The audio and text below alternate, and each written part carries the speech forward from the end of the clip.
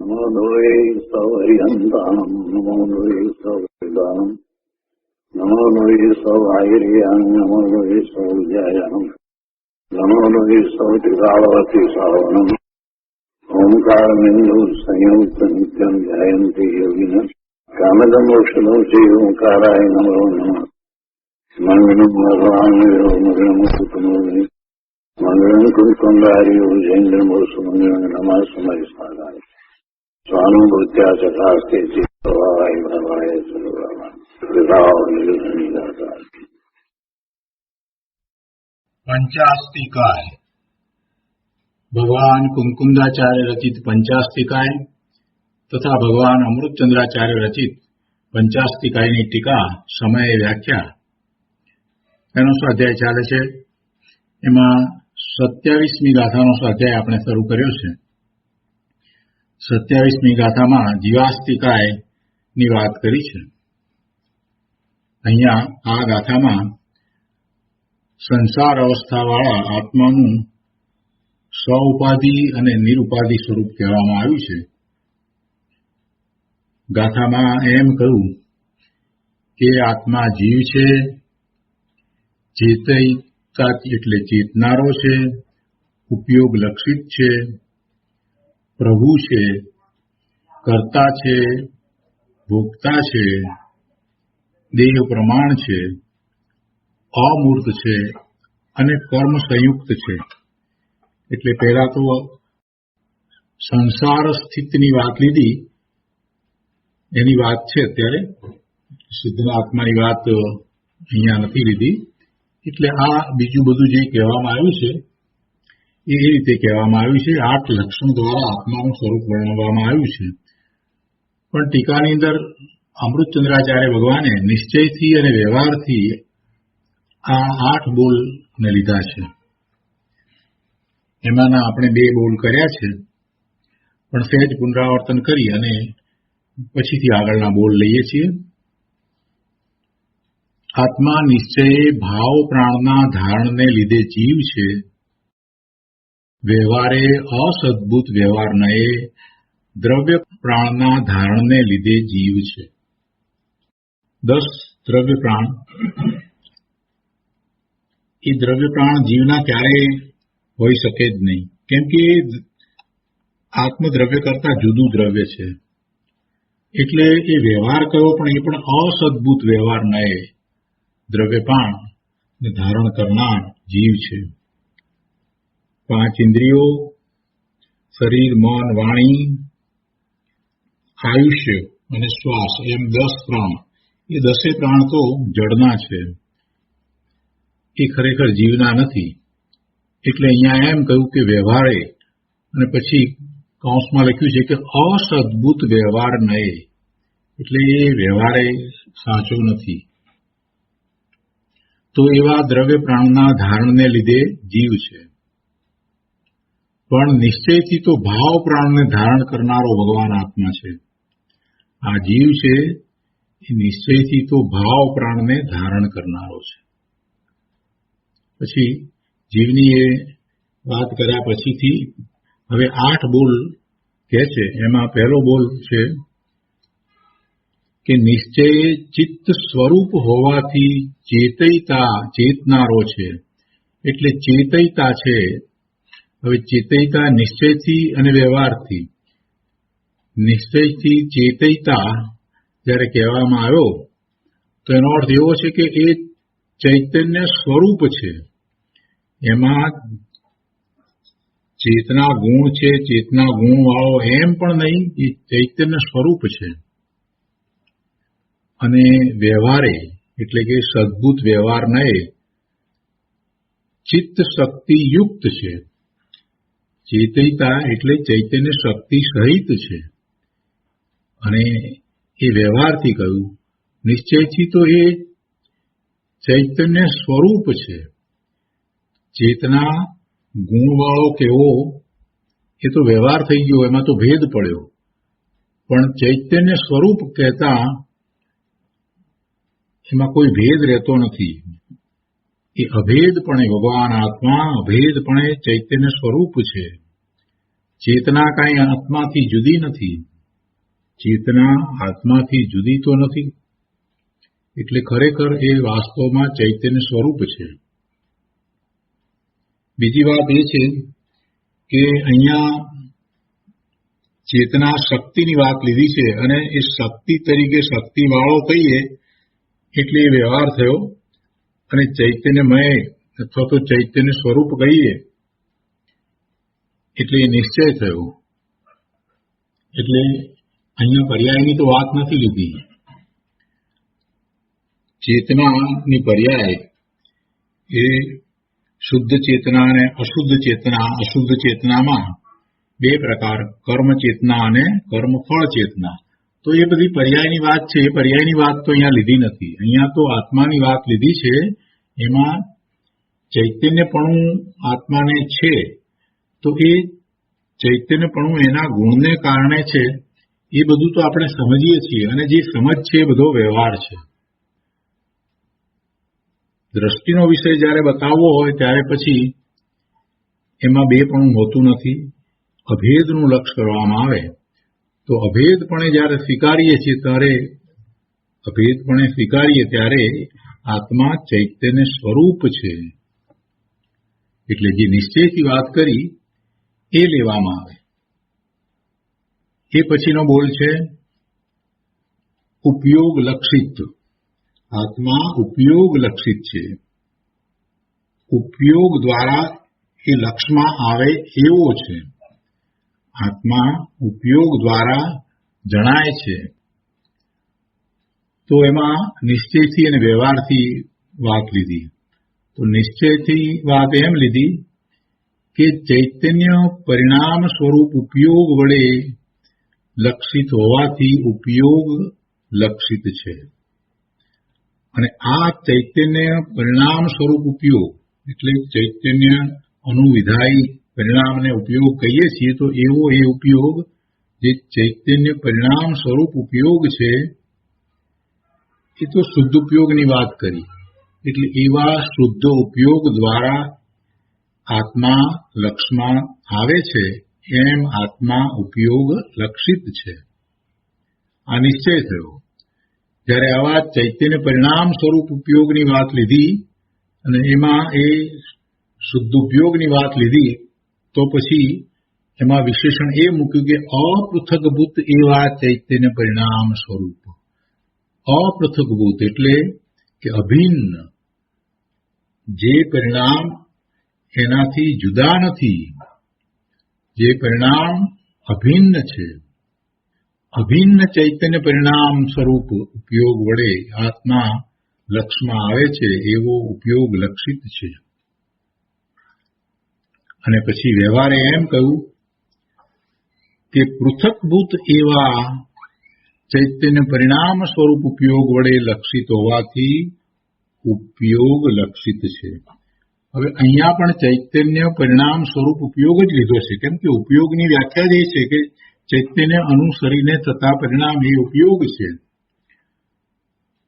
પણ અહીંયા જે ચૈતન્ય પરિણામ સ્વરૂપ લેવામાં આવ્યું છે, તો એમાં પૃથકભૂત એવા ચૈતન્ય પરિણામ સ્વરૂપ એમ લીધું. પૃથકભૂત એટલે જે ખરેખર વાસ્તવમાં જુદા છે એવા પરિણામ સ્વરૂપ, જે આત્માથી ખરેખર જુદા છે, એટલે કે આત્માના કોઈ ગુણને અનુસરીને થતા નથી,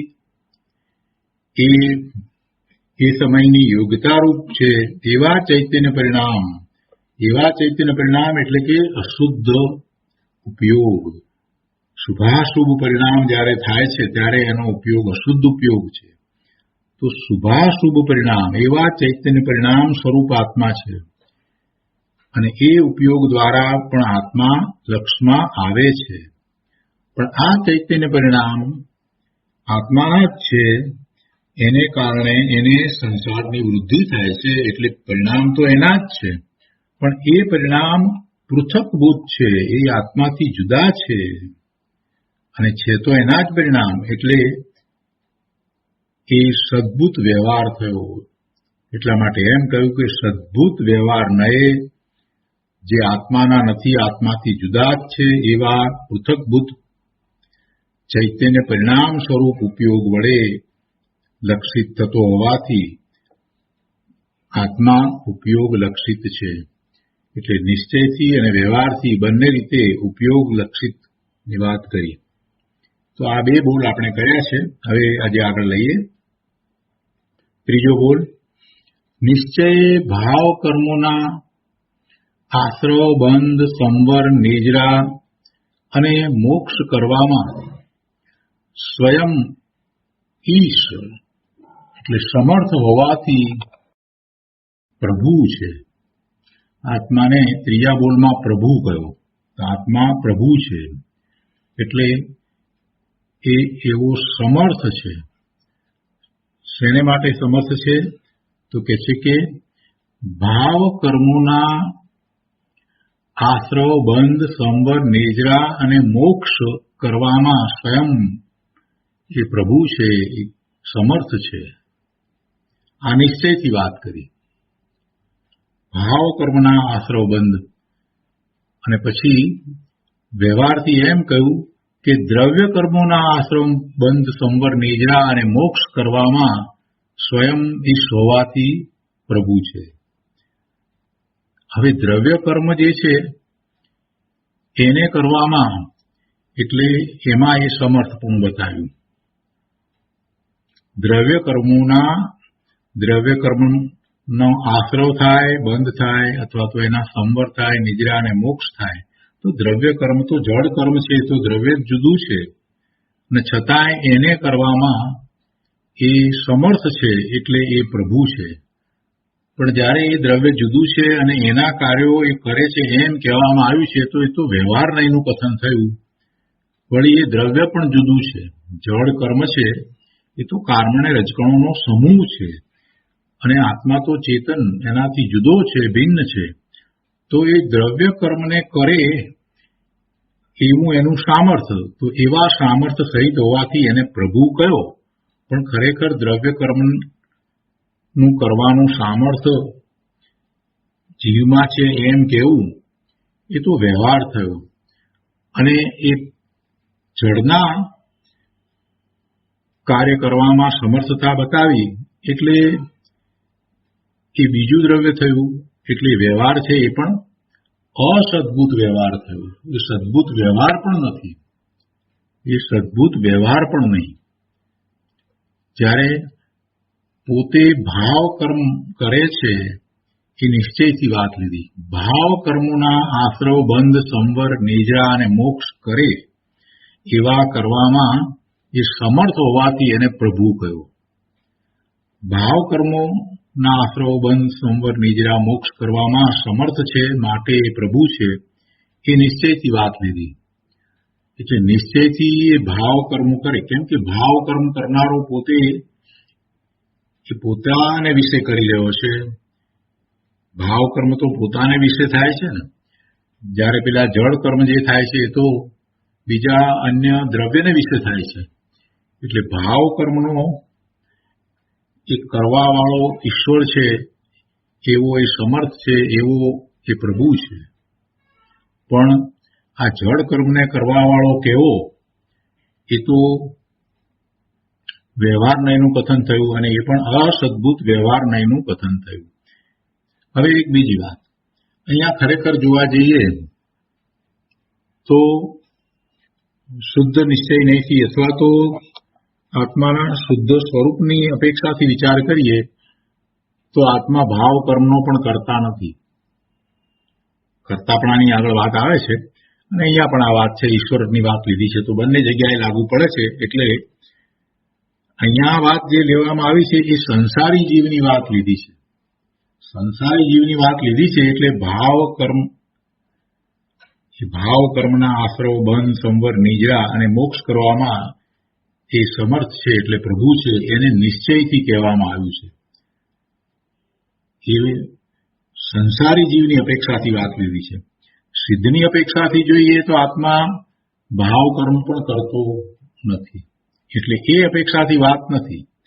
અહીંયા આખી સંસારીની અપેક્ષાથી વાત લીધી છે. એટલે જો શરૂઆતની અંદર જ એ સ્પષ્ટતા કરી દીધી આચાર્ય ભગવાને ટીકાની શરૂઆતમાં કહ્યું કે અહીં આ ગાથામાં સંસાર અવસ્થાવાળા આત્માનું સોઉપાધિ અને નિરુપાધિ સ્વરૂપ કહ્યું છે.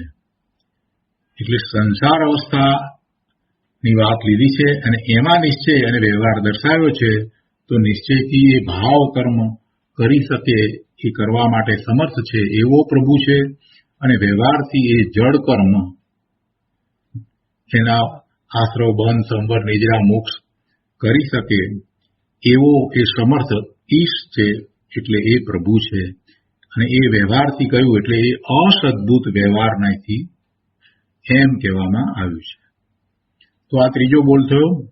એના પછી ચોથો બોલ છે કર્તાપણાનો બોલ છે. પેલું જે પ્રભુ કહેવામાં આવ્યું એ તો એમાં સામર્થ્ય બતાવ્યું. પ્રભુ કયો એટલે એ એનું સામર્થ્ય છે એ અપેક્ષાથી વાત થઈ. અને હવે કર્તાપણું દર્શાવે છે. એટલે પેલું કરી શકે એવા સામર્થ્ય સહિત છે એમ પ્રભુ કયો, અને હવે આમાં કર્તાપણું જ બતાવ્યું છે. એટલે ચોથા બોલમાં અને ત્રીજા બોલમાં આટલો ફેર છે. તો ચોથા બોલમાં અહીંયા કહે છે કે કર્તા છે. નિશ્ચયથી અને વ્યવહારથી બંને રીતે અહીંયા કર્તા લીધો છે. તો કહે છે કે નિશ્ચય પૌદ્ગલિક કર્મો જેમનું નિમિત્ત છે એવા આત્મ પરિણામોનું કર્તૃત્વ હોવાથી કર્તા છે. તેનો કર્તા અહીંયા લીધો છે નિશ્ચયથી આત્મ પરિણામોનો કર્તા. આત્મ પરિણામોનું કર્તૃત્વ હોવાથી એ કર્તા છે. આત્માના પરિણામો કરનારો એ કર્તા છે. એટલે એ નિશ્ચય કહ્યું. નિશ્ચયથી એ આત્મ પરિણામોનું કર્તૃત્વ એને હોવાથી એને કર્તા કહ્યો છે. અને વ્યવહારથી એને પૌદ્ગલિક કર્મોનું કર્તૃત્વ હોવાથી કર્તા કહ્યો છે. એટલે જળ કર્મોનું કર્તૃત્વ હોવાથી એને કર્તા કહ્યો છે, એ વ્યવહારથી કહ્યો છે. જ્યારે નિશ્ચયથી આત્મ પરિણામોનું કર્તૃત્વ હોવાથી કર્તા કહ્યો છે. તો નિશ્ચયથી અહીંયા શું કહે છે? આત્મ પરિણામોનું કર્તૃત્વ એને છે માટે કર્તા છે, પણ એ આત્મ પરિણામોનું કર્તૃત્વ વિશે થોડુંક અહીંયા ફોડ પાડ્યો છે, સ્પષ્ટતા કરી છે કે પૌદ્ગલિક કર્મો જેમનું નિમિત્ત છે એવા આત્મ પરિણામોનું કર્તૃત્વ હોવાથી કરતા છે. જે આત્મ પરિણામ થાય છે એમાં નિમિત્ત તરીકે પેલા જળ કર્મો છે. જળ કર્મો ના ઉદય છે, ઉપશમ છે, ક્ષયોપશમ છે વગેરે જે કંઈ છે એ એમાં નિમિત્ત છે. પરિણામ તો આત્માના પરિણામમાં આ જળ કર્મો પૌદ્ગલિક કર્મો છે તે નિમિત્ત છે અને એના પરિણામ થાય છે એટલે આત્માના પરિણામ થાય છે. તો એવા આત્માના પરિણામનું કર્તાપણું જીવને છે એટલે નિશ્ચયથી એને કર્તા કહ્યું. શેનો કર્તા કહ્યું? આત્મ પરિણામોનો કર્તા કહ્યું. અને વ્યવહારે એ આત્મ પરિણામની વાત નથી લીધી, પણ પૂતગલના પરિણામ લીધા છે. એટલે કહે છે કે વ્યવહારે એ પૌદ્ગલિક કર્મોનું કર્તાપણું કર્તૃત્વ હોવાથી કરતા છે. પૌદ્ગલિક કર્મોનું કર્તૃત્વ હોવાથી. પૌદ્ગલિક કર્મો એ તો જળ કર્મ છે, એ જળ કર્મનું કર્તાપણું હોવાથી વ્યવહારે એને કર્તા કહ્યો છે. હવે જળ કર્મોનું કર્તાપણું તો કહ્યું, પણ એમાંય પાછી ફોડ પાડીને વાત કરી છે. એટલે કહે છે કે એમાં આત્મ પરિણામોનું નિમિત્ત છે એવા પૌદ્ગલિક કર્મોનું કર્તૃત્વ હોવાથી કરતા છે. આ પૌદ્ગલિક કર્મોનું કર્તૃત્વ એને છે અને એમાં આત્માના પરિણામો નિમિત્ત છે. આત્માના જેવા પરિણામ થાય છે, શુભાશુભ પરિણામ આત્માના પરિણામ છે અને એનું નિમિત્ત પામીને પૂતગલ કર્મને રજગણો ભેગા થાય છે, કર્મરૂપ અવસ્થાને પામે છે. તો એવા કર્મોનું કર્તાપણું અહીંયા વ્યવહારથી જીવનું કહ્યું. વ્યવહારથી પૂતગલ કર્મોનું કર્તાપણું જીવનું કહ્યું. એટલે કે જીવ એવા કર્મોનો કર્તા છે. જીવ એવા જળ કર્મો બાંધે છે એમ આપણે કહીએ છીએ ને, તો જીવ આવા જળ કર્મોનો કર્તા છે. પણ જળ કર્મનો વિચાર કરીએ તો જળ કર્મ કારણે રજકણો એ જીવથી જુદા છે, બીજું દ્રવ્ય છે. એટલે એ બધું વ્યવહારથી કહેવાય. વાસ્તવમાં તો એ કારણે રજકણો ભેગા થઈને કર્મરૂપ અવસ્થાને પામે છે. તો એ વખતે જીવના પરિણામ આત્મ પરિણામો છે એ એમાં નિમિત્ત કારણ છે. જીવના પરિણામ, આત્માના પરિણામ, શુભાશુભ ભાવરૂપ પરિણામ એ એમાં નિમિત્ત છે. એટલે વ્યવહારથી એમ કહેવાય કે એ જળ કર્મનો કર્તા છે. પણ એ જળ કર્મનો કર્તા છે ત્યારે સ્પષ્ટતા એમ કરી કે જીવના પરિણામો એટલે વ્યવહારે આત્મ પરિણામો જેમનું નિમિત્ત છે એવા પૌદ્ગલિક કર્મોનું કર્તૃત્વ હોવાથી જીવ કરતા છે. હવે આ વ્યવહારથી કહ્યું અને એમાંય આ તો બીજા દ્રવ્યનું કર્તૃત્વ બતાવ્યું, બીજા દ્રવ્યને વિશે કર્તૃત્વ બતાવ્યું ને, એટલે એ વ્યવહાર એ ખોટો, અસદબુદ્ધ વ્યવહાર. એટલે અસદબુદ્ધ વ્યવહાર નહીંથી આત્મ પરિણામો જેમાં નિમિત્ત છે એવા પૌદ્ગલિક કર્મોનું કર્તૃત્વ હોવાથી જીવ કરતા છે. અને નિશ્ચયથી એ આત્મ પરિણામોનો કરતા છે કે જે આત્મ પરિણામોમાં નિમિત્ત તરીકે પૌદ્ગલિક કર્મો છે. પૌદ્ગલિક કર્મો એના ઉદયો, ઉપશમ, ક્ષયોક્ષમ, ક્ષય વગેરે જે પૌદ્ગલિક કર્મો છે એ નિમિત્ત છે અને એ નિમિત્ત પામીને આત્મ પરિણામ થાય છે. તો એવા આત્મ પરિણામોનું કર્તૃત્વ હોવાથી નિશ્ચયથી આત્માને કરતા કહ્યો. એમ નિશ્ચયથી અને વ્યવહારથી આત્માને કરતા કહ્યો છે. હવે અહીંયા એક સ્પષ્ટતા કરીએ. અહીંયા આત્મ પરિણામનું કર્તૃત્વને નિશ્ચય કહ્યો છે. કૃપાળુદેવમાં પણ આત્માને કરતા અને ભોગતા કહ્યો છે. તો એમાં સ્પષ્ટ વાત કરવામાં આવી છે અને ત્યાં એ રીતે વાત લેવામાં આવી છે કે આત્મા પોતે પોતાના સ્વભાવ ભાવનો કરતા છે. ત્યાં એને નિશ્ચય કહ્યો છે. અને જ્યારે પોતાના સ્વભાવ ભાવનો કરતા એને નિશ્ચય કહ્યો તો પછી એ વિભાવ ભાવ જે છે કે જે એના નથી, જે શાશ્વત નથી, એને વ્યવહાર કહ્યો છે, એને વ્યવહાર કહ્યો છે. પણ એ પણ આત્મ પરિણામ તો થયા ને, એ પણ આત્મ પરિણામ તો થયા. અને પછી ત્યાં ઉપચારથી ઘર નગર આદિનો કરતા છે એટલે એમાં તો દ્રવ્ય જ બીજું છે, એટલે ત્યાં એને ઉપચાર કહ્યો છે. અહીંયા આખી વાત જે છે સંસારી અવસ્થામાં જીવ એની લીધી છે. એટલે અહીંયા નિશ્ચયને વ્યવહાર જે રીતે લીધા છે એ સંસારી પર્યાયમાં રહેલા જીવના લીધા છે. એટલે આત્માના પરિણામ તો જીવ કરે જ છે અને આત્માના પરિણામનું કર્તૃત્વ જીવનું છે એને નિશ્ચય કહ્યો. અને આ જળના પરિણામનો કરતા કયો એટલે કે જળ કર્મોના પરિણામનો કરતા કયો એને વ્યવહાર કહ્યો. તો એ ચોથો બોલ થયો. હવે પાંચમો બોલ છે કે નિશ્ચયે શુભાશુભ કર્મો જેમનું નિમિત્ત છે એવા સુખ દુઃખ પરિણામોનું ભોક્તૃત્વ હોવાથી ભોગતા છે. ભોગતાપણાનો બોલ લીધો છે પાંચમો. નિશ્ચયથી ભોગતાપણું અને વ્યવહારથી ભોગતાપણું. નિશ્ચયથી ભોગતાપણું શેનું છે? એ પોતાના ભાવનું ભોગતાપણું છે. નિશ્ચયે શુભાશુભ કર્મો જેમનું નિમિત્ત છે એવા સુખ દુઃખ પરિણામોનું ભોક્તૃત્વ હોવાથી ભોગતા છે. સુખ દુઃખ પરિણામો તો જીવના પોતાના ભાવ, એવા ભાવનું ભોગતાપણું છે. એમાં નિમિત્ત તરીકે શુભાશુભ કર્મો છે. શુભાશુભ કર્મોના ઉદયોને કારણે જીવને સુખ અને દુઃખ રૂપ પરિણામોનું ભોગતાપણું હોય છે. આ નિશ્ચય છે. અને વ્યવહારે અસદભૂત વ્યવહારને શુભાશુભ કર્મોથી સંપાદિત એટલે શુભાશુભ કર્મોથી પ્રાપ્ત ઇષ્ટ અનિષ્ટ વિષયોનું ભોક્તૃત્વ હોવાથી ભોગતા છે. જો વ્યવહારે એને વિષયોનું ભોગતૃત્વ કહ્યું.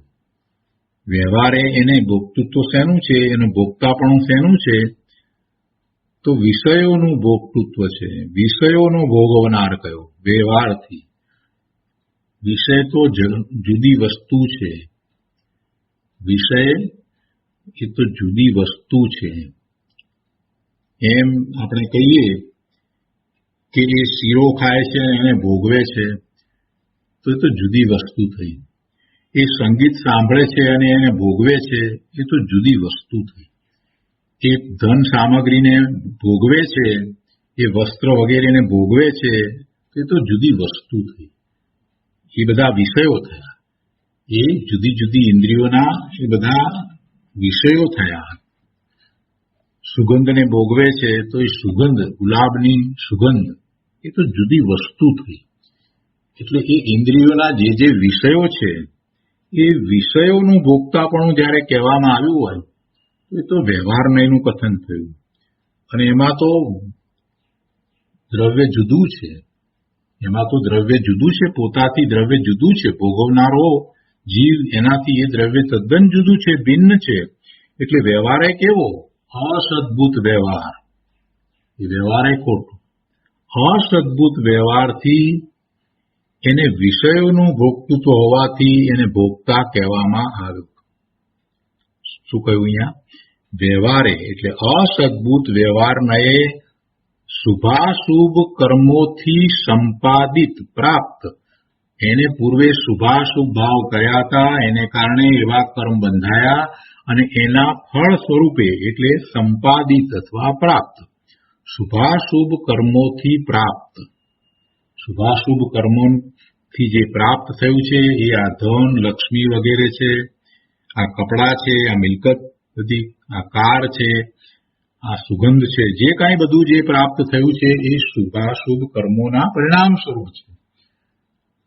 તો એ પીડા થાય છે શરીરમાં વગેરે બધું જે જોઈએ તે બધું એ શુભાશુભ કર્મોથી પ્રાપ્ત થયું છે. તો કે છે કે શુભાશુભ કર્મોથી સંપાદિત, શુભાશુભ કર્મોથી પ્રાપ્ત.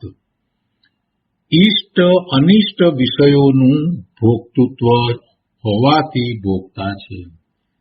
એને કારણે જે વિષય છે એ ઇષ્ટ અનિષ્ટ એવી તો એની કલ્પના છે. વાસ્તવમાં તો કોઈ વિષય ઇષ્ટ પણ નથી, કોઈ વિષય અનિષ્ટ પણ નથી. એ વિષય છે એ જુદું દ્રવ્ય છે, એ માત્ર એના જ્ઞાનનું જ્ઞેય છે. વિષય શું છે? ઇષ્ટ પણ નથી ને અનિષ્ટ પણ નથી. ઇષ્ટ અનિષ્ટપણાની તો એણે કલ્પના કરી. રૂપિયા, પૈસા, ડોલર એને ભોગવે છે. તો એવું ભોગવવા પણ એ અસદભૂત વ્યવહાર નયે એને છે. અને એ પ્રાપ્ત એના શુભ કર્મને કારણે થયું. શુભ કર્મને કારણે રૂપિયા પૈસા આવ્યા, એ પ્રાપ્ત થયા. હવે એમાં એને ઇષ્ટ પણ લાગે છે. તો એ વિષય, રૂપિયા એ વિષય, એ બીજું વસ્તુ છે, બીજું દ્રવ્ય છે. એનું ભોગતા પણ એ વ્યવહારથી છે. હવે એમાં ઇષ્ટપણું કઈ રીતે છે? એમાં ઇષ્ટપણું કાંઈ નથી. એને કલ્પના કરી કે ઇષ્ટ છે. કેમ કે ઇષ્ટ કે અનિષ્ટ એ નથી. એ તો રૂપિયામાં રહ્યા, એ તો માત્ર એના જ્ઞાનનું જ્ઞેય છે. સુગંધ એને એ ભોગવે છે, એ તો બીજું દ્રવ્ય છે. એનો તો એક માત્ર જ્ઞાન કરવા વાળો છે, એને જાણે. એને ભોગવે ક્યાંથી? પર પદાર્થને જીવ ભોગવે કેવી રીતે? એમાં ઇષ્ટ બુદ્ધિ કરીને ભોગવે એ વાત જુદી છે. એટલે તો અશુદ્ધ વ્યવહાર નહીં કહ્યો. ખરેખર તો એ એના જ્ઞાનનું જ્ઞેય છે, બીજું દ્રવ્ય જ જુદું છે. પણ એ પોતે સુખ દુઃખના ભાવે થાય એવું ભોગવવા પણ, સુખ દુઃખના ભાવે તો એ દરેક સમયે થાય છે. એ જે કાંઈ વિચાર કરે છે એ દરેક વખતે જે વિકલ્પમાં રહ્યો છે એ વખતે એવા ભાવે થાય છે. અને એવું ભોગવવા પણ એનું પોતાનું છે. એને નિશ્ચયથી કહ્યું છે. નિશ્ચય શુભાશુભ કર્મો જેમનું નિમિત્ત છે એવા સુખ દુઃખ પરિણામોનું ભોગતૃત્વ. સુખ દુઃખના પરિણામ પોતાના પરિણામને ભોગવે છે. કઈ બાહ્ય પદાર્થને ભોગવતો નથી. બાહ્ય પદાર્થને ભોગવે છે એમ કેવું એ વ્યવહારને એનું કથન થયું. જ્યારે પોતાના ભાવને ભોગવે છે, પોતાના પરિણામને ભોગવે છે એમ કેવું એ નિશ્ચયને એનું કથન થયું. અહીંયા સંસારીની વાત ચાલે છે, સિદ્ધની વાત નથી. સિદ્ધની અપેક્ષાએ, શુદ્ધ આત્માની અપેક્ષાએ અહીંયા વાત નથી. એની અપેક્ષાએ તો જીવને આવું કોઈ ભોગવવાપણું છે જ નહીં. એ તો પોતે પોતાના નિર્મળ ભાવ, પોતાના અનંત ગુણ ને અનુસરીને થતો સ્વભાવ ભાવ એનો જ ભોગવનારો, એનો જ કરનારો છે. પણ એની વાત નથી અહીંયા. અહીંયા તો સંસારીની વાત ચાલે છે. તો સંસારી જીવને પોતાના ભાવનું, એટલે શુભાશુભ ભાવ, શુભાશુભ કર્મોના નિમિત્તે જે સુખ દુઃખના ભાવ, એવા પરિણામો એના પોતાના, એનું ભોગતૃત્વ છે એ નિશ્ચય થયો. અને પરપદાર્થ એટલે કે જેમાં એને ઇષ્ટ અનિષ્ટ લાગે છે એવા વિષયો, એનું ભોગતૃત્વપણું જે છે એ વ્યવહાર નહીંથી છે, અસદભૂત વ્યવહાર નહીંથી છે. એમાં પણ શુભાશુભ કર્મોથી એ પદાર્થોની એને પ્રાપ્તિ છે. એટલે કે છે કે વ્યવહારે અસદભૂત વ્યવહાર નયે શુભાશુભ કર્મોથી પ્રાપ્ત ઇષ્ટ અનિષ્ટ વિષયોનું ભોગતૃત્વ હોવાથી ભોગતા છે. તો એ ભોગતાપણાનો બોલ થયો પાંચમો બોલ. એના પછીથી કહે છે કે એ દેહ પ્રમાણ છે કે લોક પ્રમાણ છે, એની વાત લીધી છે. અહીંયા દેહ પ્રમાણ કર્યો છે. તો એ દેહ પ્રમાણપણું કઈ રીતે છે? તો નિશ્ચયે લોક પ્રમાણ હોવા છતાં, જો પહેલી જ વાત નિશ્ચયથી તો કહી દીધી, એ લોક પ્રમાણ છે, છતાંય એને દેહ પ્રમાણ કયો છે. તો દેહ પ્રમાણ કયું એ તો વ્યવહાર એનું કથન છે. નિશ્ચયે લોક પ્રમાણ હોવા છતાં, લોક પ્રમાણ કઈ રીતે? કે લોકાકાશના જેટલા અસંખ્ય પ્રદેશ છે એટલા આ જીવના પણ અસંખ્ય પ્રદેશ છે. એટલે એ લોક પ્રમાણ છે. લોક પ્રમાણ એટલે કે લોકાકાશના જેટલા પ્રદેશ છે એટલા જ પ્રદેશ જીવના પણ છે. એટલે એ લોક પ્રમાણ છે. અને સમુદ્ઘાત કરે છે તો એ લોકવ્યાપી થાય છે. તો એ લોક પ્રમાણ છે. નિશ્ચયથી તો લોક પ્રમાણ છે. તો નિશ્ચય લોક પ્રમાણ હોવા છતાં વિશિષ્ટ અવગાહ પરિણામની શક્તિવાળો હોવાથી નામકર્મથી રચાતા નાના મોટા શરીરમાં રહેતો થકો વ્યવહારે એટલે કે સદભૂત વ્યવહાર નયે દેહ પ્રમાણ છે. વ્યવહારે દેહ પ્રમાણ છે. અને દેહ પ્રમાણ એ થાય છે. લોક પ્રમાણ છે છતાં એ દેહ પ્રમાણ થાય છે. દેહ નાનો હોય મોટો હોય, કીડીનો દેહ પણ હોય, હાથીનો દેહ પણ હોય. એટલે એ નાના મોટાપણું જે થવું એ એની શક્તિ છે. એટલે અહીંયા કહે છે કે વિશિષ્ટ અવગાહ પરિણામની શક્તિવાળો હોવાથી, એવું એનું અવગાહપણું થતું હોવાથી, એમાં કઈ એના પ્રદેશો વધી જાય કે ઘટી જાય એમ વાત નથી, પણ એવી વિશિષ્ટ અવગાહન પરિણામની શક્તિ એનામાં પડી છે. એટલે એ કદ એનું નાનું મોટું થાય છે, પ્રદેશો એટલા ને એટલા જ રહે છે. તો કે છે કે વિશિષ્ટ અવગાહ પરિણામની શક્તિવાળો હોવાથી એ દેહ પ્રમાણ થાય છે. એટલે જે દેહ મળ્યો છે એ દેહના જીવડો થઈ જાય છે. કીડીના દેહમાં જાય છે, કીડીના દેહ સાથે રહ્યો છે તો એવડો, અને હાથીના દેહ સાથે રહ્યો છે તો એવડો થાય છે. અને એ કીડીનો દેહ છે કે હાથીનો દેહ છે, એ શરીર તો નામકર્મના કારણે છે. એટલે અહીંયા કહે છે કે નામકર્મથી રચાતા નાના મોટા શરીરમાં રહેતો થકો વ્યવહારે સદભૂત વ્યવહારને એ દેહ પ્રમાણ છે. એવું દેહ પ્રમાણ એ થાય છે ને, એટલે અહીંયા એ સદભૂત વ્યવહાર કયો છે. સદભૂત વ્યવહાર શા માટે કહ્યો? કે એ પોતે દેહ પ્રમાણ થાય છે. દેહ છે માટે એ દેહ પ્રમાણ થાય છે એમ વાસ્તવમાં નથી. પણ એવો નિમિત્ત નૈમિતિક સંબંધ છે કે જે દેહ સાથે એને રહેવાનું થાય છે તો એ દેહ પ્રમાણ પોતે થાય છે. અને એમ થવામાં એની અવગાહન એવી શક્તિ છે. અવગાહન પરિણામ એના એવા થાય એટલે એનું કદ નાનું થાય. એક પણ પ્રદેશને ગુમાવે નહીં છતાંય નાનું થાય, અને એક પણ પ્રદેશનો વધારો થાય નહીં છતાંય એ કદ મોટું થાય. એટલે આવું જે પરિણમન કરવાની એની શક્તિ છે, તો એ શક્તિ પોતાની છે અને એમાં એ પોતે જ થાય છે. પણ સામે જે દેહ છે, જે સાથે રહેવાનું છે, એ દેહના પ્રમાણે થાય છે, એટલે એને દેહ પ્રમાણ છે એમ સદભૂત વ્યવહાર નહીંથી કહેવામાં આવે છે. કેમ કે એ પોતે થાય છે એટલે સદભૂત વ્યવહાર નહીં છે. નિશ્ચયથી તો એ લોક પ્રમાણ છે. તો કે છે નિશ્ચય લોક પ્રમાણ હોવા છતાં વિશિષ્ટ અવગા પરિણામની શક્તિવાળો હોવાથી નામ કર્મથી રચાતા નાના મોટા શરીરમાં રહેતો થકો વ્યવહારે એટલે સદભૂત વ્યવહાર નહીં, દેહ પ્રમાણ છે. છઠ્ઠો બોલ થયો. હવે આગળ સાતમો બોલ કહે છે મૂર્ત અને અમૂર્તનો બોલ કહે છે. તો કહે છે કે વ્યવહારે અસદભૂત વ્યવહાર નહીં, કર્મો સાથે એકત્વ પરિણામને લીધે મૂર્ત હોવા છતાં નિશ્ચયે અરૂપી સ્વભાવવાળો હોવાને લીધે અમૂર્ત છે. નિશ્ચયથી તો એ અમૂર્ત છે, એને મૂર્તિકપણું છે જ નહીં. એનો સ્વભાવ જ એવો છે, એના ગુણને અનુસરીને એનો સ્વભાવ છે, એમાં મૂર્તિકપણું હોઈ શકે નહીં. એટલે નિશ્ચય તો અરૂપી સ્વભાવવાળો હોવાથી એ અમૂર્ત છે. પણ કર્મો સાથે એકત્વ પરિણામને લીધે, કર્મ સાથે એના જે પરિણામ છે એ પરિણામ સાથે એને એક રૂપતા. કર્મ,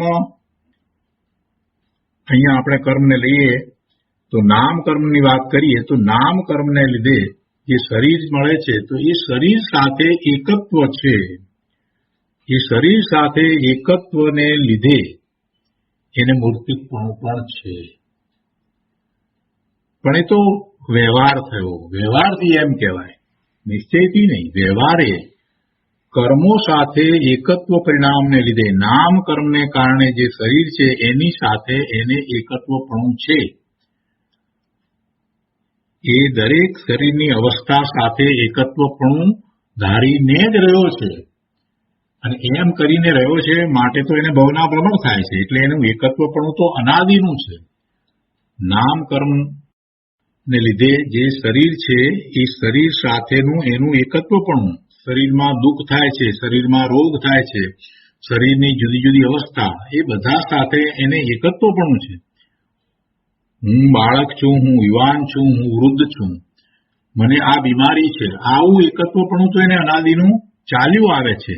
તો આવું એકત્વપણું છે એને લીધે એને મૂર્તપણું પણ છે. અને એવા મૂર્તપણાને માટે કહે છે કે એ જે એકત્વપણું જેની સાથે છે એ જળ છે, એનાથી તદ્દન જુદું દ્રવ્ય હોવાથી એ વ્યવહારનય છે અને એ પણ અસદભૂત વ્યવહારનય છે. અસદભૂત વ્યવહારનય કર્મો સાથે એકત્વ પરિણામને લીધે મૂર્ત હોવા છતાં નિશ્ચય તો અરૂપી સ્વભાવવાળો હોવાને લીધે અમૂર્ત છે.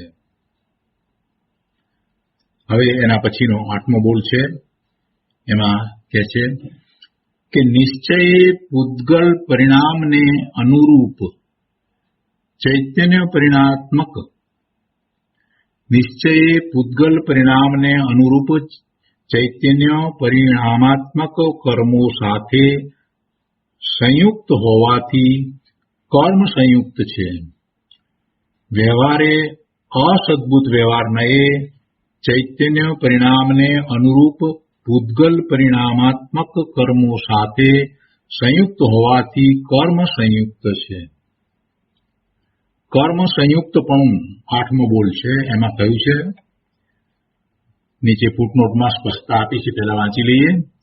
કર્મ સંયુક્તપણું, કર્મ સંયુક્ત છે નિશ્ચયથી અને વ્યવહારથી.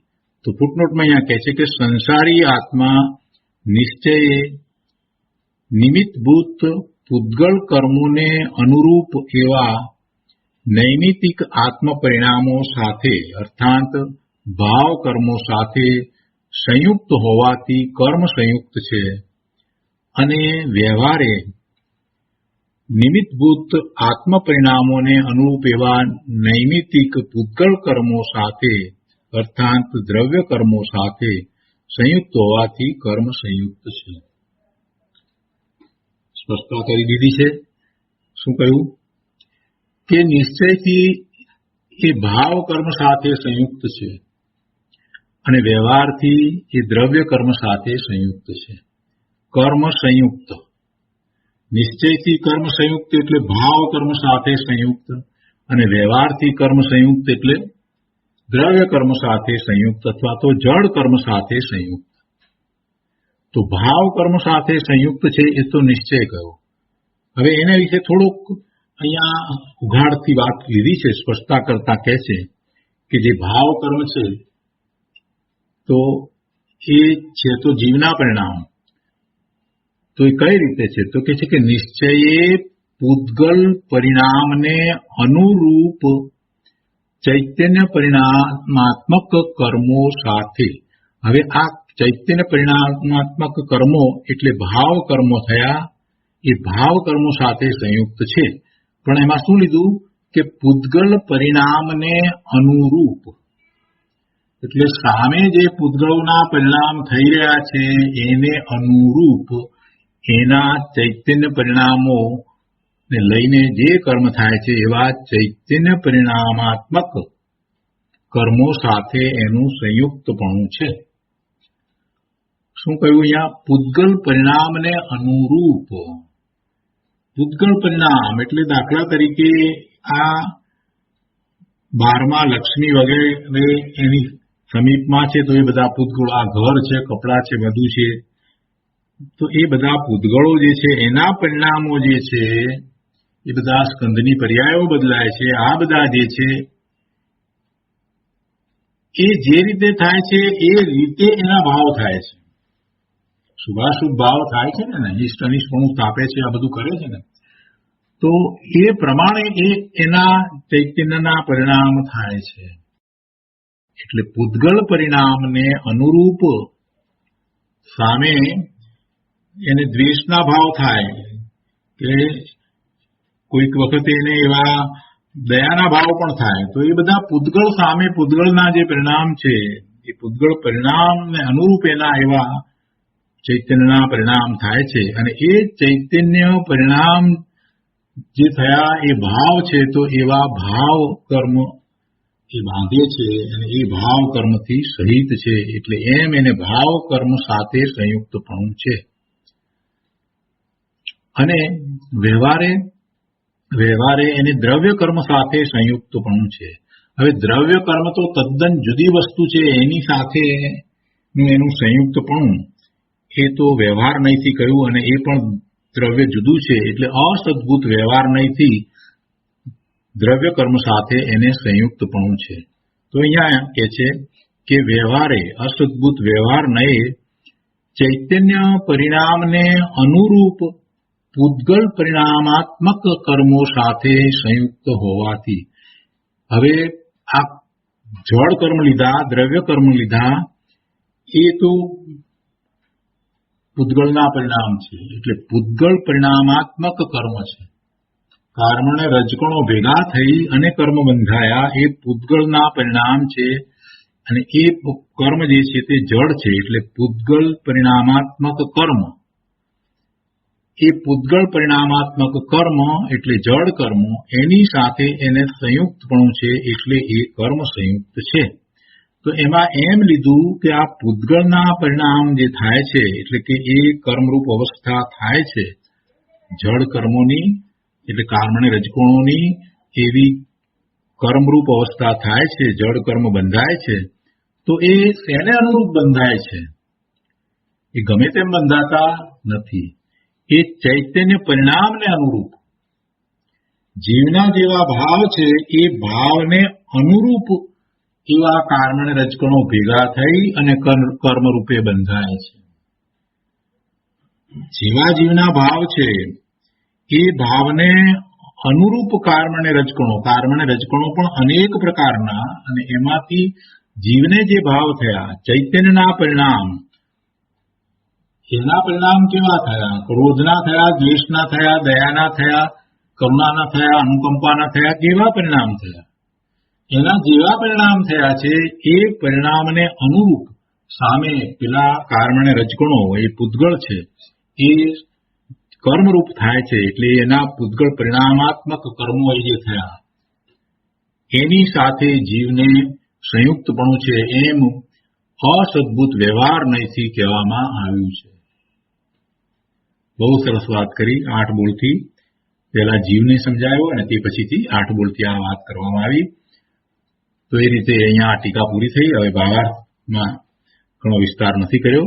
કે છે કે પહેલી 26 ગાથાઓમાં ષડદ્રવ્ય અને પંચાસ્તિકાયનું સામાન્ય નિરૂપણ કરીને હવે આ 27મી ગાથાથી તેમનું એટલે પેલા ષડદ્રવ્યનું વિશેષ નિરૂપણ શરૂ કરવામાં આવ્યું છે. જો શરૂ કરવામાં આવ્યું છે એટલે એક પછી એક બધાની વાત લેશે.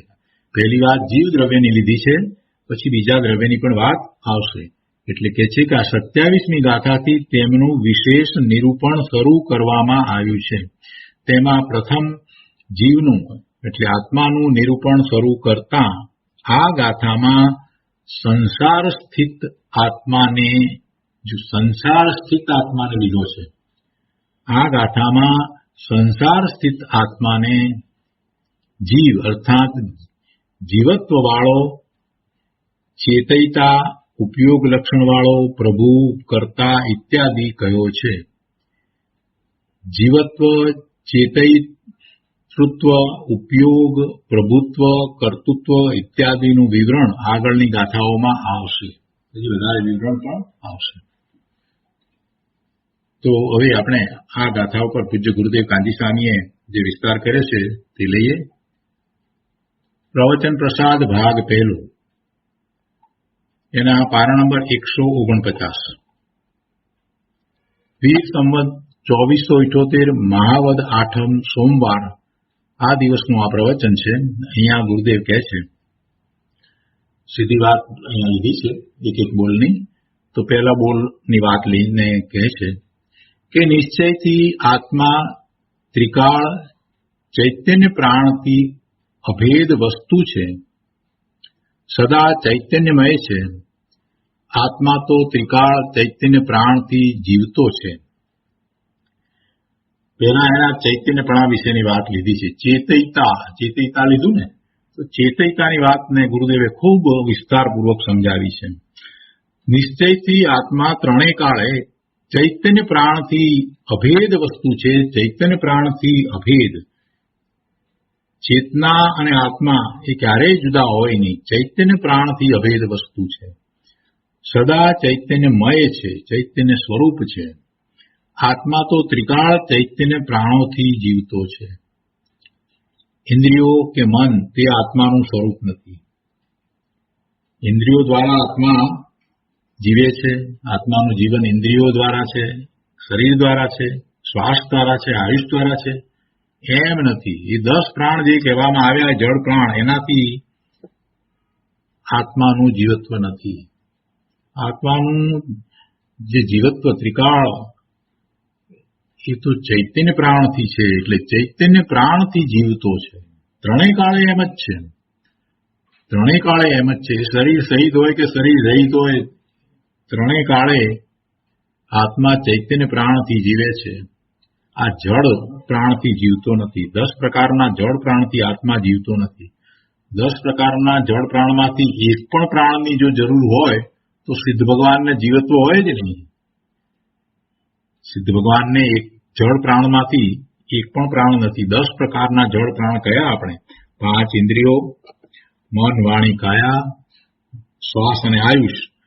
તો એનાથી જો જીવતો હોય તો સિદ્ધ ભગવાનને તો એમાંનું કાંઈ પણ નથી. એટલે એનાથી જીવત્વ નથી. જીવત્વ શેનાથી છે? ચૈતન્ય પ્રાણથી જીવત્વ છે. પહેલી જ વાત આ ગુરુદેવે લીધી છે અહીંયા કે ત્રિકાળ ચૈતન્ય પ્રાણથી જીવતો છે. ઇન્દ્રિયો કે મન તે આત્માનું સ્વરૂપ નથી. અન્ન તે આત્માનો પ્રાણ નથી. લોકમાં એમ કહેવાય ને કે હવા, પાણી અને ખોરાક એનાથી જીવે છે. અહીંયા તો કહે છે કે હવા, પાણી કે ખોરાક એમાંથી કોઈ વસ્તુની આત્માને જરૂર નથી. હવા, પાણી અને ખોરાકથી આત્મા જીવે છે. એટલે આ અન્નની વાત ગુરુદેવે લીધી, એમાં હવાની પણ વાત સમજી લેવી, પાણીની પણ વાત સમજી લેવી. હવા, પાણી અને ખોરાક એનાથી આત્મા જીવે છે એમ નથી. આત્મા તો ચૈતન્ય પ્રાણથી જીવે છે. આત્માનો તો ચૈતન્ય પ્રાણ છે, તેનાથી આત્મા કદી જુદો નથી. એનાથી જીવે છે ને વળી પાછું એમ પણ લીધું છે કે એ ચૈતન્ય પ્રાણથી તો અભિન્ન છે, અભેદ છે, એનાથી જુદો પણ નથી. એમાં બેપણું પણ નથી. ચેતના, જીવની ચેતના અને જીવ એમાં કોઈ ભેદ પડતો નથી. એ જુદા નથી. શબ્દ ભલે જુદા હોય પણ એમાં રહેલો એ ગુણ છે, છતાં પણ એ રૂપે જ એ છે. ગુણ કહીને સમજાવવામાં આવે ત્યારે ભેદ પાડવામાં આવે કે ચેતના આત્માનો ગુણ છે, એ તો સમજવા માટે વાત કરી. ખરેખર તો ચેતના ગુણ કાંઈ આત્માથી જુદો છે એમ નથી. આત્મા ચૈતન્યપણે જ રહ્યો છે. આગળ કહે છે, શુદ્ધ નિશ્ચયથી તો પોતાના અખંડ ચૈતન્ય પ્રાણથી જીવે છે. શુદ્ધ નિશ્ચયથી તો પોતાના અખંડ ચૈતન્ય પ્રાણથી જીવે છે. અશુદ્ધ નિશ્ચયથી ક્ષયોક્ષમ ભાવ રૂપ પ્રાણથી જીવે છે. અશુદ્ધ નિશ્ચયથી ક્ષયોક્ષમ ભાવ રૂપ પ્રાણથી જીવે છે. ભાવ પ્રાણ લીધા છે ને અહીંયા સંસારી અવસ્થાની વાત લીધી છે એટલે ભાવ પ્રાણથી જીવે છે એમ લીધું છે ને. અને અસદભૂત ઉપચરિત વ્યવહારથી 10 પ્રાણોથી જીવે છે. અસદભૂત વ્યવહારથી 10 પ્રાણથી જીવે છે. અને એમાં ગુરુદેવે વધારે સ્પષ્ટતા કરી કે અસદભૂત ઉપચરિત, એ જે અસદભૂત વ્યવહારથી કહ્યું એ પણ પાછું ઉપચારથી, એટલે ખરેખર એને નથી. અસદભૂત ઉપચરિત વ્યવહારથી 10 પ્રાણોથી જીવે છે. અહીંયા શુદ્ધ નિશ્ચયથી જે વાત લેવામાં આવી છે એ અધ્યાત્મની અપેક્ષાએ સમજાવવું છે એટલા માટે લેવામાં આવી છે. કેમ કે મૂળ ગાથાની અંદર સંસારી જીવ લીધો છે, તો સંસારી જીવ લીધો એટલે એ તો એક અવસ્થાની અપેક્ષાથી આખી વાત કરી છે. પણ ગુરુદેવ તો સમગ્ર વાત સમજાવવા માંગે છે. આત્માના સ્વરૂપની વાત આવે ત્યારે બધી વાત સાથે લે, એટલા માટે અહીંયા શુદ્ધ નિશ્ચયથી પોતાના અખંડ ચૈતન્ય પ્રાણથી જીવે છે એ વાત ગુરુદેવે લીધી છે. તો જે ગાથામાં બે વાત આવી એ તો અહીંયા આવી જ જાય છે. એમાં જે નિશ્ચયથી વાત કહેવામાં આવી ભાવ પ્રાણથી, તો એ નિશ્ચયથી કહેવાયું, પણ એ નિશ્ચયથી ભાવ પ્રાણથી જીવે છે, પોતાના ભાવ પ્રાણથી જીવે છે એમ કેવું, એમાં પણ શું છે ખરેખર જોવા જઈએ તો એ બંને પ્રકારના ભાવ તો આવી જાય છે.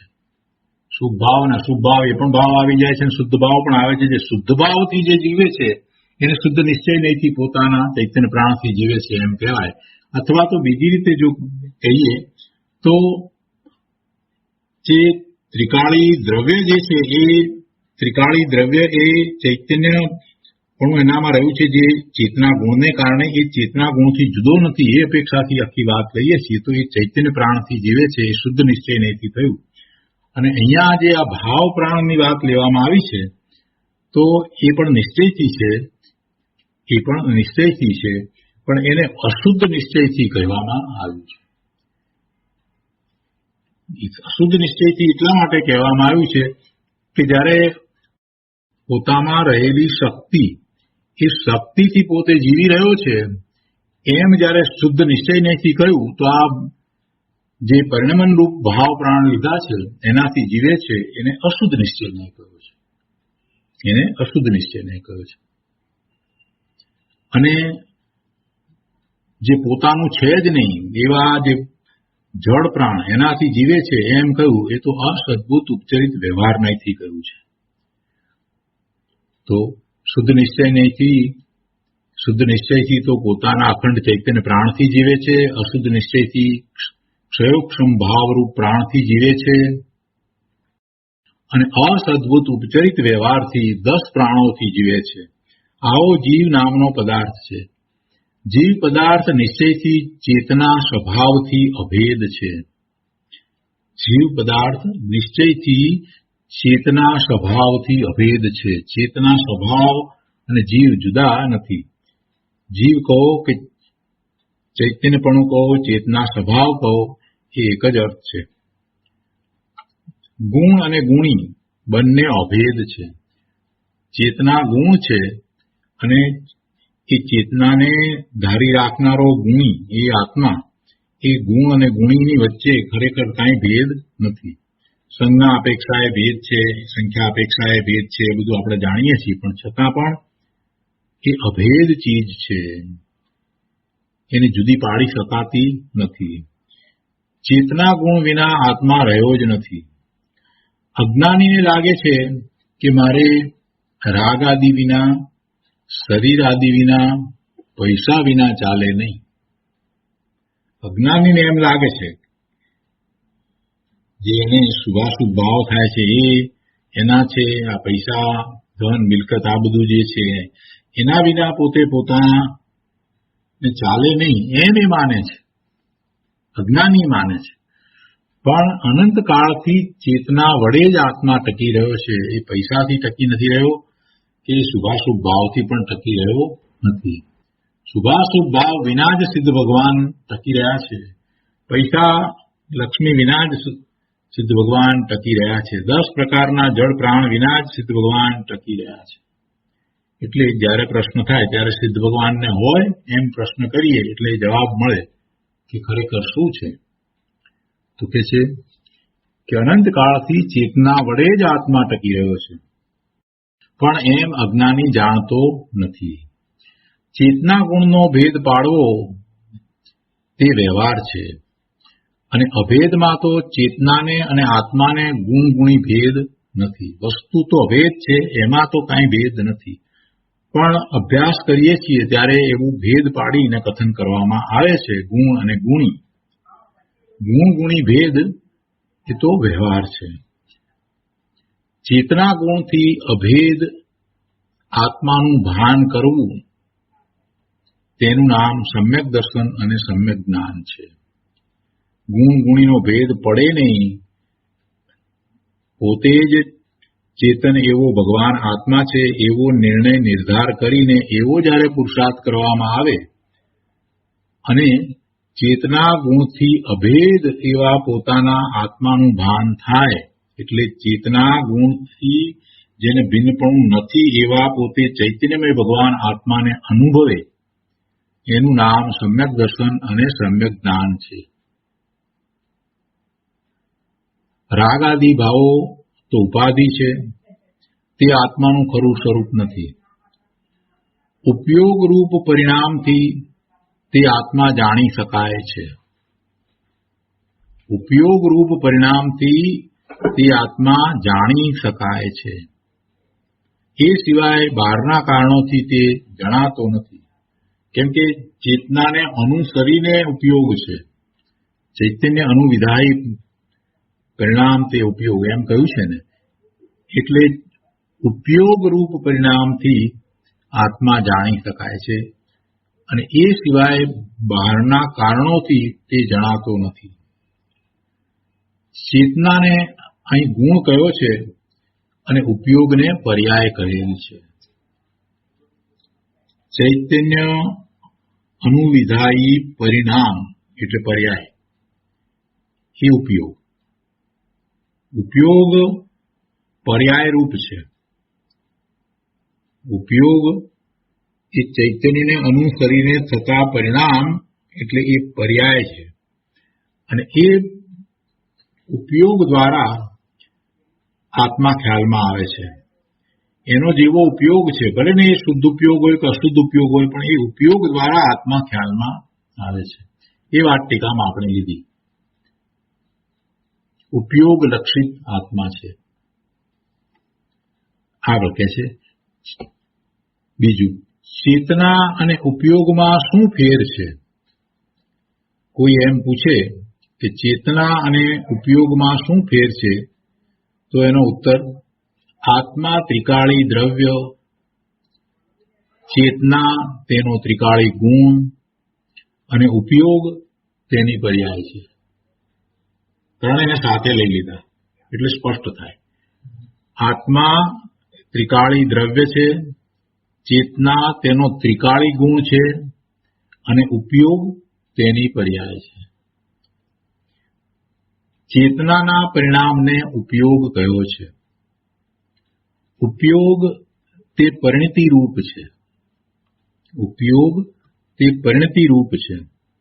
ચેતના કહેતા અહીં કર્મ અને કર્મફળ ચેતના એની વાત નથી. એ વગેરેની ત્રણ જે વાત છે એની વાત નથી. ચેતના કહેતા અહીં કર્મ, કર્મફળ વગેરે ચેતનાની વાત નથી. તે ત્રણ પ્રકારો તો પર્યાય છે અને આ ચેતના તો ત્રિકાળી છે અને ચેતનાની પર્યાય તે ઉપયોગ છે. શાંતિથી સમજવું. જો કર્મ ચેતના અને કર્મફળ ચેતનાની વાત કરી હતી ને, એ પર્યાયની વાત જે લીધી હતી કે એને કેવી ચેતના છે, કરે છે એવી ચેતના છે, અથવા તો એ ભોગવે છે કર્મફળ એવી એની ચેતના છે, એ વાત જે લીધી હતી એ પર્યાયની વાત લીધી. અહીંયા જે ત્રિકાળી ચેતના છે, જીવની ત્રિકાળી ચેતના, એ ચેતનાની વાત લીધી છે. એવી ચેતના સહિત જ છે ત્રિકાળ, એ ચૈતન્ય સહિત જ છે અને એ ચૈતન્યપણું એ આત્માથી જુદું નથી. એ આત્મા સાથે અભેદ છે અને એવા પોતાના ચૈતન્ય સ્વભાવને અનુસરીને આ ઉપયોગ છે. પોતે ચેતન છે તો ચેતનાને અનુસરીને જે છે તેને ઉપયોગ કયો છે. ચૈતન્ય અનુવિધાયી પરિણામ એ ઉપયોગ છે અને એ ઉપયોગ દ્વારા આત્મા લક્ષમાં આવે છે. તો શું કહ્યું કે ચેતના કહેતા અહીં કર્મ, કર્મફળ વગેરે ચેતનાની વાત નથી. એ ત્રણ પ્રકારો તો પર્યાય છે અને આ તો ચેતના જે ત્રિકાળી છે એની વાત કરી રહ્યા છીએ. એ ચેતના જે આત્માનો ગુણ છે, ત્રિકાળ એવો ગુણ છે, એ ગુણનું ભવન છે, એટલે એ ચૈતન્યપણું તો સદાય રહ્યું છે. ચૈતન્યપણાથી આત્મા અભેદ છે એવી એ ચેતના. અને આ ચેતના જે છે એને અનુસરીને ઉપયોગ હોય છે. ઉપયોગ જે છે તે પોતે ચૈતન્યમય છે. ચેતના કેવી છે? જ્ઞાન દર્શન રૂપ ચેતના છે. તો ઉપયોગ પણ જ્ઞાન દર્શન રૂપ ઉપયોગ હોય છે. એટલે એ પર્યાય જે કહી, ઉપયોગને જે પર્યાય કહેવામાં આવી છે એ તો ચેતનાને અનુસરે છે એ અપેક્ષા એની પર્યાયની વાત છે. અને પેલા તો બહારમાં એને ચૈતન્યપણા રૂપ હોવા છતાં જે પરિણામ જે છે એની વાત છે. એમાં એ કર્મ ચેતના, કર્મફળ ચેતના એની વાત લીધી છે. અને શુદ્ધ ચેતના એ પર્યાયની વાત લીધી છે. એ પ્રગટ પર્યાયની વાત લીધી છે.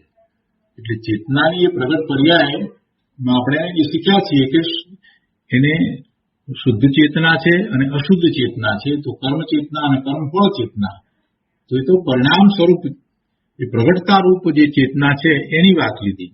અહીંયા તો ત્રિકાળી ચેતનાની વાત લીધી છે કે ત્રિકાળી ચેતના એ ત્રણેય કાળે રહે છે. એ આત્માની શક્તિ છે, આત્માનો ગુણ છે, એની આત્માથી અભેદ છે. અને જે ગુણ હોય એ ગુણ કઈ કુટસ્થ હોય ને એટલે એનું ભવન હોય, એ પરિણમે. એટલે ચેતના ત્રિકાળ પરિણમે જ છે. ચેતના ત્રણેય કાળે પરિણમે છે. એટલે એ નિગોદના જીવની અંદર પણ ચૈતન્યપણું રહ્યું છે અને સિદ્ધ થાય તો પણ એમાં ચૈતન્યપણું તો રહ્યું જ છે. એ ત્રિકાળ છે ચૈતન્યપણું. કેમ કે ચૈતન્યપણું ત્રિકાળ એટલા માટે છે કે એમાં ચેતના નામનો ગુણ છે, ચૈતન્યપણા નામનો ગુણ છે અને એ ચેતના ગુણનું એવું ભવન છે. એટલે એનાથી આત્મા જુદો નથી, અભેદ છે. એનાથી આત્મા જુદો નથી. અને જ્યારે એ પોતે પોતાના સ્વરૂપનું લક્ષ કરે છે, સ્વસન્મુખ થાય છે, તો એને એવું ચૈતન્યપણું એને ભાનમાં આવે છે, એનો એને ખ્યાલ આવે છે પોતે ભગવાન આત્મા ચૈતન્ય સ્વરૂપ છે. પોતાની એ શુદ્ધ ચેતનાનો પણ એને ખ્યાલ આવે છે. પણ સામાન્ય રીતે અવિકલ્પ દશામાં જ્યારે પુરુષાર્થ કરે છે ત્યારે પણ આ જાણવું દેખવું જે થઈ રહ્યું છે, ભલે ને પરનું પરલક્ષ્ય થઈ રહ્યું છે, તે છતાંય એ જ્ઞાન દર્શન ચેતના છે. અને એ જ્ઞાન દર્શન ચેતના એ કોની છે? પોતાની તો છે.